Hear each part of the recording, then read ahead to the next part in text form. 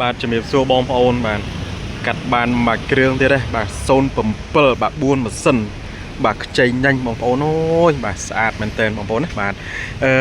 ទឹកថ្នាំចូល80%បាទកាមេរ៉ាមុខក្រោយបងប្អូនណាបាទលេងគួចឲ្យស្រែកណាបាទ7កាង3សិតតែគួចទៀតបងប្អូនណាបាទអញ្ចឹងជីខេតជីអីគឺថាបាទមិនបាច់ភ័យទេបងប្អូនណាបាទ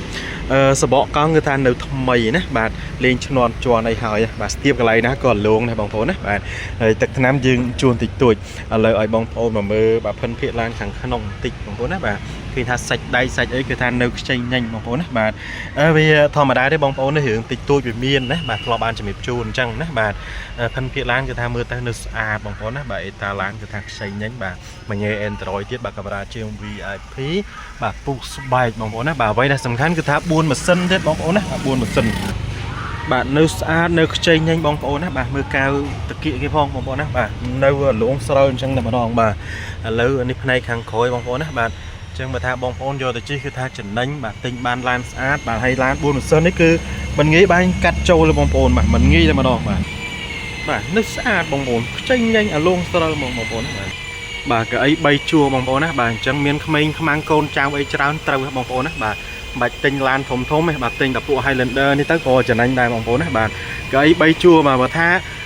មានកូនចៅតិចតួចបាទបិទអានេះចោលបងប្អូនដាក់អវ៉ាន់អីបានណាបើថាមានកូនចៅច្រើនអានឹងគឺយកអាហ្នឹងទៅគឺចំណេញច្រើនណាបាទស្អាតណាបងប្អូនបាទខ្ចីញ៉ាញ់មកបាទអញ្ចឹងបើថាបងប្អូនមកពីតាមខេត្តតាមអីមកមើលមួយគ្រឿងនេះគឺខ្ញុំខ្លាចខុសថាតម្លៃបន្តិចបាទតែបើនិយាយពីភិនភាគឡានដូចនៅក្នុងវីដេអូអញ្ចឹងបងប្អូនណាបាទហើយអ្វីដែលសំខាន់គឺថា07បាទពង8គ្រាប់បាទ4ម៉ាស៊ីនណាបាទស្អាតមែនទែនបាទអញ្ចឹងបងប្អូនបាទត្រូវការពពួក Highlander ណាបាទហ្នឹងហើយបាទចង់បានឡានតម្លៃសមរម្យណាបាទហើយទិញមួយគ្រឿងនេះដូចទិញពីម្ចាស់ដើមចឹងបងប្អូនណាបាទរៀបចំហើយបាទអញ្ចឹងយកទៅចាក់តសាំងគឺជីកទៅប្រុយតែម្ដងបាទនេះប្លុកម៉ាស៊ីនបងប្អូនណាបាទគឺថាលេខតួបាទមានគ្រប់កន្លោះកលាទាំងអស់បងប្អូនណាបាទសាច់ដែកគឺថានៅខ្ចីបាទអត់មានប្រវត្តិពុកប៉ះទេបងប្អូនណាបាទនៅស្អាតមែនទែនណាបាទហើយពួក4ម៉ាស៊ីននេះបើសិនបើបងប្អូនបាទយកទៅជិះបាទសមាជិកតិចបាទអត់សូវដឹកអីវ៉ាន់ច្រើនអត់សូវស៊ីណាបងប្អូនណាបាទគឺថាចំណេញច្រើនមែនទែនណាបាទអញ្ចឹងបងប្អូនដែលចាប់អារម្មណ៍បាទអាចតាក់ទងបងប្អូនបានណាបាទ4ម៉ាស៊ីនមួយឆ្នាំបាទ07បាទពង8គ្រាប់បាទចង្គៀងគុជបាទ7កាំងក៏គុជដែរបងប្អូនណាបាទចាប់អារម្មណ៍អាចតាក់ទងមកបានបាទឡាននេះពង1បងប្អូនណាបាទអរគុណច្រើនជម្រាបលាបាទ